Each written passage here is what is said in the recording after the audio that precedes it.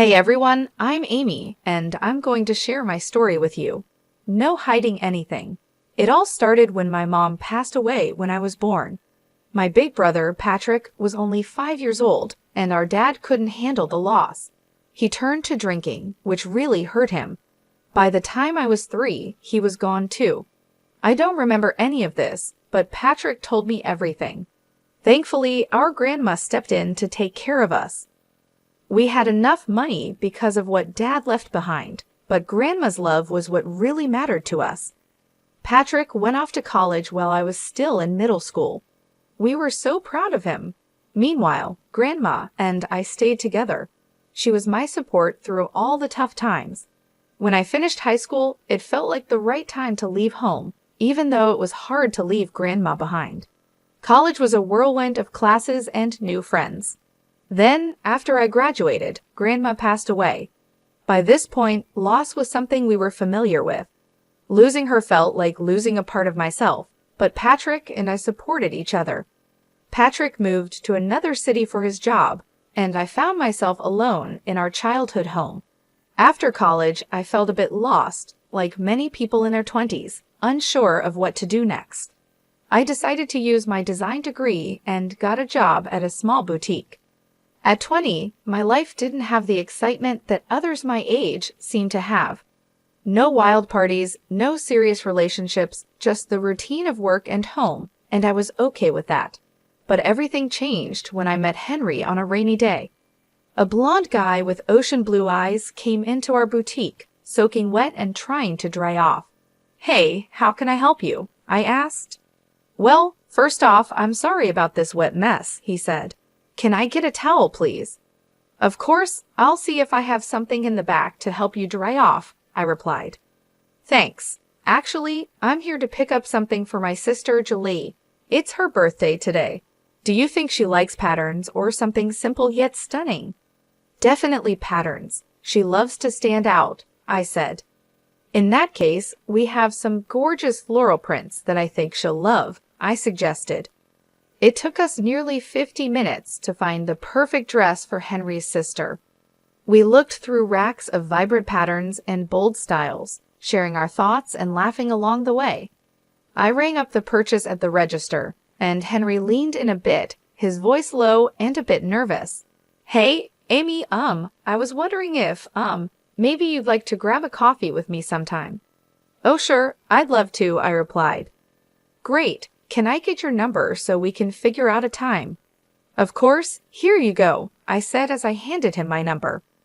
And that's how I met Henry, who almost became my husband. Going out for coffee with a stranger was probably the boldest thing I had ever done at that point, to be honest. But hey, Henry didn't turn out to be a serial killer, so that's a plus, right? After that first coffee, we started spending more time together. We got to know each other better, and I found out that we had a lot in common. Henry's life story was kind of like mine. He lost his mom when he was young, just like I did. His dad raised him and his sister, Julie, all by himself. Henry's dad was from Switzerland, and his mom was USA. They met, fell in love, and Henry's dad moved from Switzerland to the United States. Henry had a job in the corporate world and was doing well for himself, but what really impressed me was how kind-hearted he was. You could just tell from the way he acted and treated people. Our casual hangouts turned into something more serious. We would spend weekends together, sometimes at my place, just enjoying each other's company. Things were going pretty smoothly between us. Then 2 weekends, my brother Patrick was visiting, and Henry was also around. It felt like the right time, so I officially introduced Henry to Patrick as my boyfriend. "Hey, Henry. Finally, I get to meet the guy who's got my sister head over heels." "Nice to finally put a face to the name, Patrick. How's life treating you?" Henry replied. "Pretty good, man. Running my own little business keeps me busy. It feels like raising a baby sometimes, you know?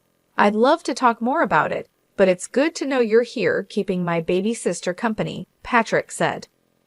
"Oh, come on, Patrick. I'm not a baby anymore. I'm 21, I said, rolling my eyes. All right. This house is really something. Thanks. Dad built it, but we didn't stay here much. We moved in with Grandma when we were kids. Amy filled you in, Patrick asked. Henry nodded, and we all laughed, feeling the warmth of family and the start of something new. I bet she did. Sorry about your loss, man. Thanks, no worries. So, Amy said you're working hard down at the office on the 25th floor? Yeah, just a regular desk job, nothing exciting. Hey, every job has its value. Let's raise a glass to that. Absolutely. Here's to hard work paying off. Cheers. Henry and Patrick got along really well, and seeing them bond made me really happy. Eventually, I asked Henry to move in with me. He was practically living with me already, so it just made sense. He officially moved out of his rented apartment and became my roommate. Henry was the sweetest guy. He did all sorts of little things to make our home feel cozy and special. For example, he would surprise me with breakfast in bed on lazy Sunday mornings, making my favorite pancakes with extra syrup, just the way I liked them. He also left little love notes around the house for me to find.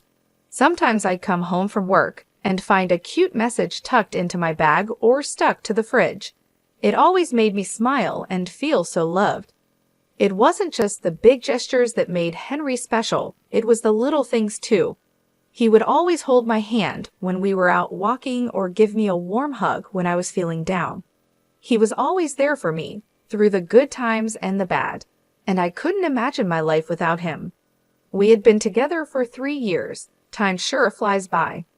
Then, the day came when I finally got to meet Julie face to face. She had flown in from Switzerland and was planning to stay here for a while. We had spoken on the phone before, but she didn't seem very friendly during those calls. But hey, phone conversations can be awkward. She wanted to meet Henry, so I made sure to be prepared. Henry assured me that Julie was much nicer in person and told me not to worry. When Julie arrived, I tried to stay calm and greeted her with a friendly smile. She started speaking to Henry in Romansh, and I must have looked completely lost. Henry noticed and said, "Julie, remember Amy's here too. She doesn't speak any Romansh." "Oh my gosh, I'm so sorry, Amy. It's nice to finally meet you in person," Julie said, smiling. "I was just telling Henry how it took me a long time to find your house. It's beautiful, though." "No problem at all, Julie. I'm sorry I couldn't understand you earlier." "It's okay. So, Henry, you and Amy, huh? This is the longest relationship my brother has ever been in. You must be really special." "Well, what can I say? She really is."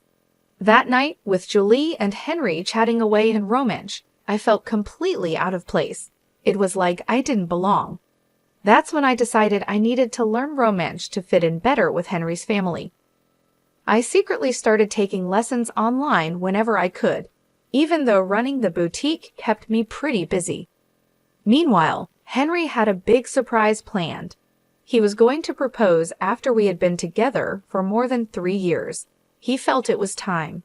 So he took me to the beach one day where he had also invited Julie, Patrick, and a few other close friends. He even asked Patrick for his blessing and promised to take care of me forever. It was a really special moment that made me so happy.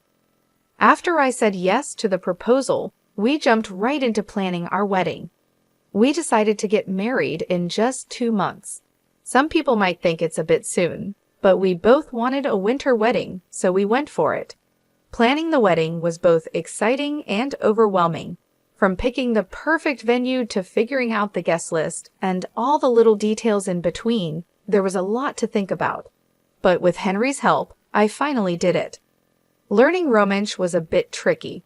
I had tried a bit of Italian in high school, but Romansh felt like a whole new challenge.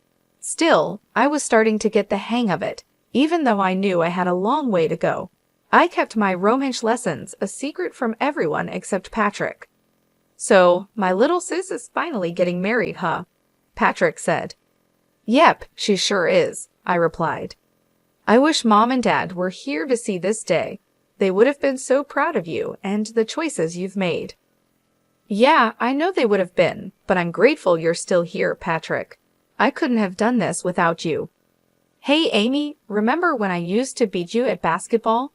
Oh yeah, how could I forget? I laughed. Well, look at us now. You're winning in the game of love. Just a couple more weeks, huh? Oh, by the way, how's the romance coming along? Actually, not too bad, I said with a smile. I haven't told Henry yet. I'm planning to surprise him with a speech in romance at the wedding. Look at you, going all out for love, Patrick teased. You know me, I replied with a grin. But seriously, Henry's a great guy. We've had a few talks, and I'm confident he'll take good care of you. Hey, why are you getting close to my husband behind my back? I joked. All right, I'm hanging up now. Goodbye, Patrick laughed. Fast forward to 4 days before the wedding, and I was buried in chaos, doing last-minute checks to make sure everything was perfect. Henry was right there with me, helping out. Suddenly, the doorbell rang. Henry said he'd get it and left for a moment. He came back with Julie. Hey, Julie, I didn't expect to see you here, I said, surprised. I'm here for Henry, Julie replied. Why, honey, it's 4 days before the wedding.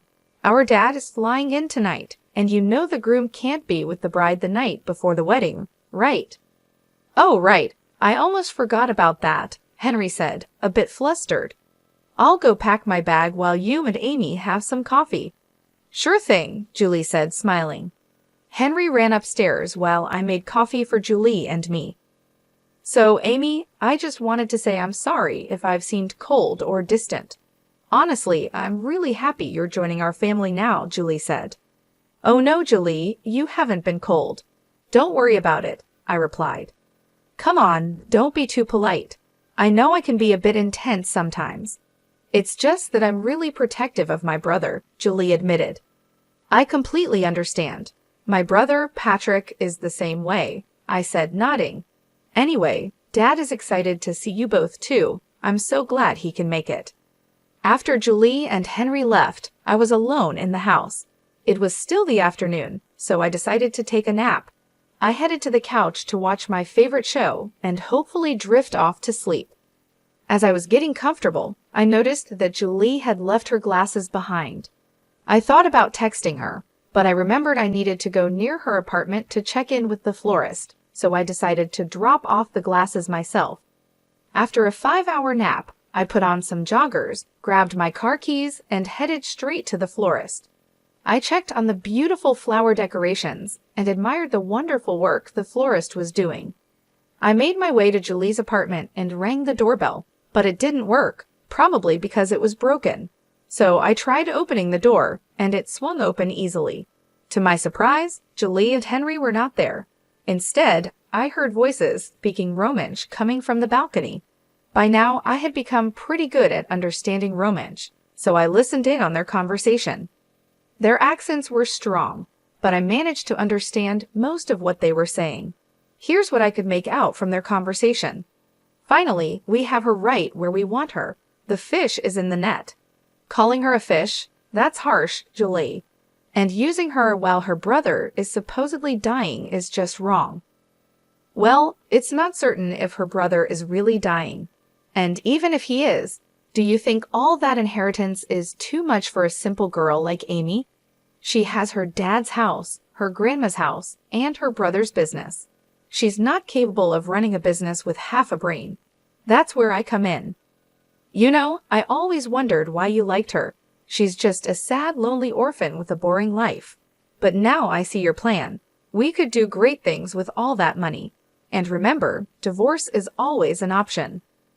I had doubts about the situation, but when her brother called me to talk about his kidney issues, I became more convinced than ever.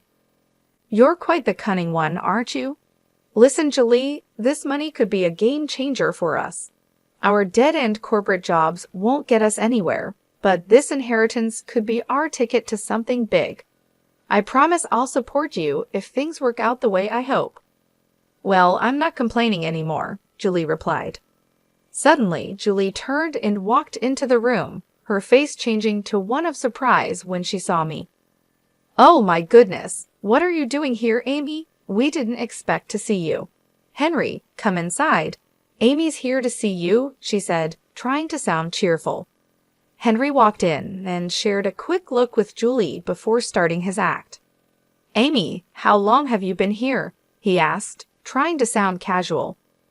I just got here, but I really need to go. I just came to drop off your glasses, Julie," I said, feeling my heart racing. I handed Julie her glasses, but she could feel my hand shaking. She looked at me with concern. "Hey, why do you look so pale? Is everything okay? You seem like you're about to cry," she asked.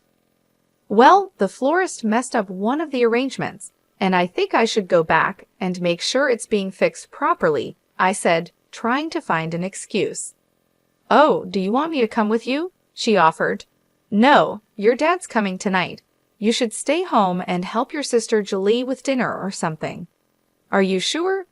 "Yeah, I'm sure." "Okay, bye. Drive safe," Henry said. Leaving Julie's apartment building, my eyes were filled with tears. I didn't try to hide them as I walked past curious strangers on the street. All I could think about was what I had just overheard. The words kept echoing in my mind. How could Henry, the man I loved, talk about me in such a cruel way? And my brother's health, what about that? It was too much to handle. When I reached my car, the tears flowed freely.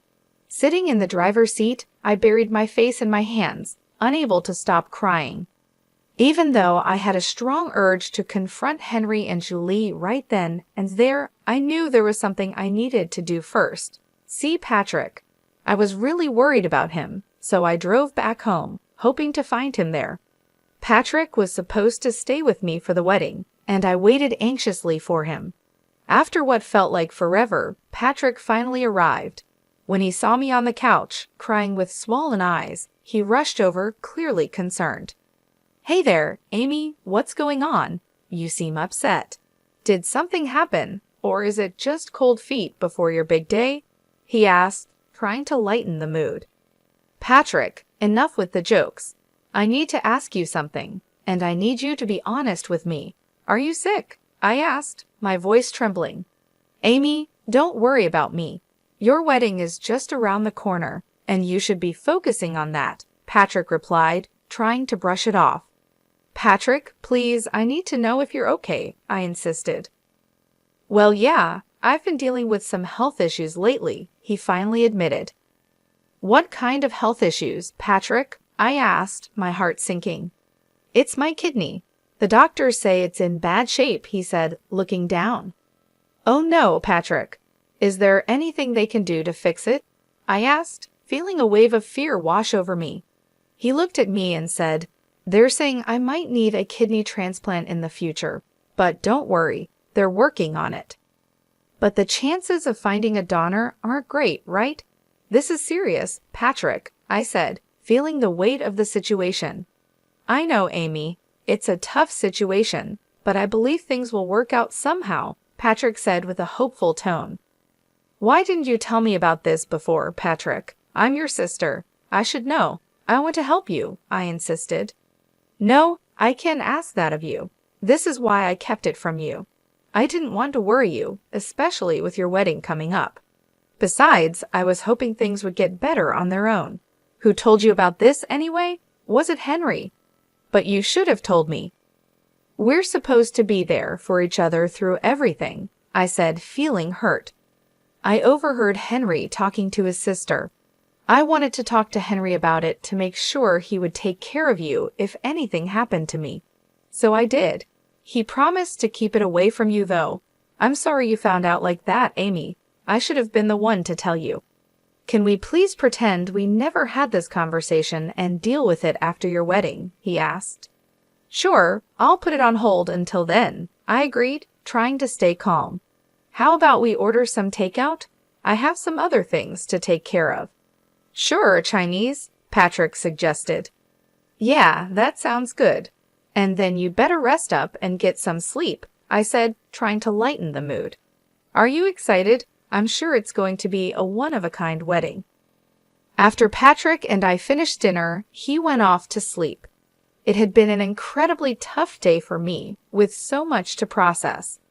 I decided not to tell Patrick about Henry and Julie's deceitful scheme. I didn't want to burden him with worry. Instead, I resolved to handle the situation myself and teach Henry a lesson he wouldn't forget. Reflecting on everything, I realized that Henry had been using me all along. He enjoyed the benefits of free housing and meals without contributing his fair share. Sure, he'd occasionally give me small gifts, but it hardly balanced things out. I had become his safety net, making sure his life was comfortable without any financial worries. It was a bitter pill to swallow, especially considering the love I had for him. Hearing Henry talk about my brother's health like it was no big deal made me furious. How could he be so heartless? I knew then that I couldn't let him get away with it. I planned to stay calm until the wedding, then reveal who Henry really was. My plan was simple: show everyone his true nature and let them see what kind of person he really was. I wanted him to face the consequences of his actions and watch his plan fall apart right in front of him. He needed to learn that his actions had consequences, and I was determined to make sure he did. The big day finally arrived. Imagine wearing a wedding gown, putting on a fake smile, and pretending everything's fine when deep down you know you're about to walk down the aisle just to break up with your fiancé in front of everyone. It was tough trying to stay calm and pretend in front of all the guests while my bridesmaids buzzed with excitement. It was getting harder by the minute. I hadn't spoken to Henry all morning anyway. After finally getting myself together and putting on my wedding gown, my friends did my hair and makeup. I was all set. One of my bridesmaids brought out a bottle of champagne to celebrate, but I wasn't in the mood. There was still time before the bride and groom's first look, or should I say the last one. Patrick was going to walk me down the aisle, and I thought it would be best to tell him about my plan now. So I asked my bridesmaids to send Patrick in and give us some space. "Hey, what's going on? You look a bit tense. Need someone to talk to?" Patrick asked. "Patrick, I've got something heavy on my mind. I need to tell you what's really going on," I said. "Are you nervous about your big speech? Want to practice with me once?" he asked, trying to help. "No, Patrick. There's something more serious. The thing is, Henry isn't who he seems to be. The other day, I overheard him talking to his sister." "I heard some things," I began. "What do you mean? What things?" Patrick asked, looking concerned. It wasn't a casual chat. They were scheming. "Patrick, Henry's in it for the money, and he's interested in your business too," I explained. "Are you sure about this?" he asked, shocked. "Absolutely. I wish I wasn't." "That snake, I should have seen it sooner," I said, feeling angry. "Why didn't you tell me?" he asked. "I didn't want to worry you, Patrick. But now that I know, I can't keep quiet. I'm going to confront him and give him a piece of my mind." "How could he do this to you, to us?" I said, determined to take action. "I don't want to let him get away with this easily. You know what? I'm going out there to tell everyone his real intentions, his boss, his colleagues, his family, his friends. They're all out there. His life will be ruined." "Are you sure about this, Amy? It's going to be messy," Patrick cautioned. "I've never been more sure of anything, Patrick. He needs to face the consequences of his actions," I said firmly. Henry and I had our first look, but I didn't look too excited. I could see Patrick trying hard not to punch Henry right then and there, but it was time for the final showdown. The music started playing, and Patrick walked me down the aisle. Henry, with his fake tears, stood there. I stood next to him, looking at the audience. Everyone was smiling warmly. Before the priest could start, I whispered in Henry's ear to leave politely. Then I took a deep breath and began speaking. "Hi, everybody. I want to thank you all for being here. I know you must be wondering what I'm up to, so I'll let the cat out of the bag. Henry came into my life like a breeze and soon made himself at home. I didn't mind it. Things moved fast for us, and I thought we would be together forever. But there's always a but, isn't there? And in this story, there are 4. "Babe, what's going on?" Henry asked, looking confused. "Well, I've been learning Romansh secretly. Henry's from Switzerland, and I wanted to surprise him with a speech in Romansh today. But guess what? Learning Romansh helped me understand something I wasn't supposed to hear. Henry and his sister Julie have been talking behind my back. What is she saying? Henry muttered, looking nervous. I've heard everything, Henry. You've been calling me a dumb orphan, saying I don't see how you're using me for money. And not just that, you've been eyeing my family's inheritance that my late parents and grandma left for me, and even my brother's business. Can you just shut up? Don't you see people from work are here? My family and friends are here, Henry said, trying to keep calm. And that's why I needed to show your true colors so everyone can see who you really are. Hey everyone, I hate to ruin the vibes, but I came to speak up about Henry and tell you the truth. So yeah, the party's over, I said, looking around at the shocked faces. I needed a moment to gather my thoughts, so I quietly slipped away from the commotion. Henry and Julie's stunned expressions and their father's disappointed look were burned into my mind. Patrick stepped up, helping everyone to disperse and calm down. After shedding tears alone in my bridal suite for what felt like forever, a gentle knock interrupted my solitude. I hesitated before opening the door, expecting Patrick, but to my surprise, it was Henry. Do you realize what you've done? My dad's furious, and Julie is beyond angry, Henry said, clearly upset. And whose fault is that? I just told the truth, I replied. You could have talked to me privately first instead of accusing me in front of everyone. Now, I don't even know if I'll have a job.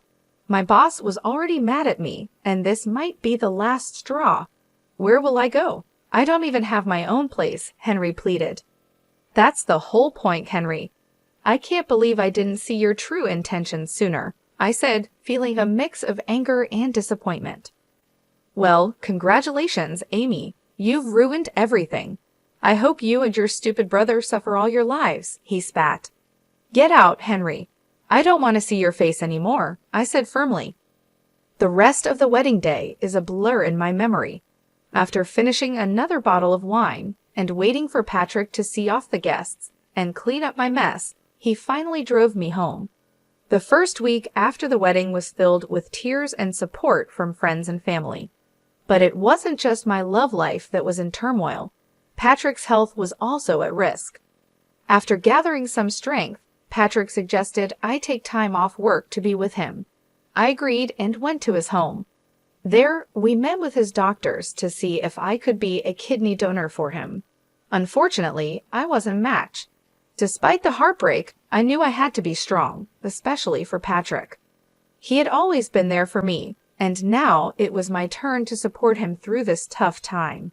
It wasn't easy, but I did my best to stay composed and hopeful for the challenges ahead. And now, here we are today, 6 years later.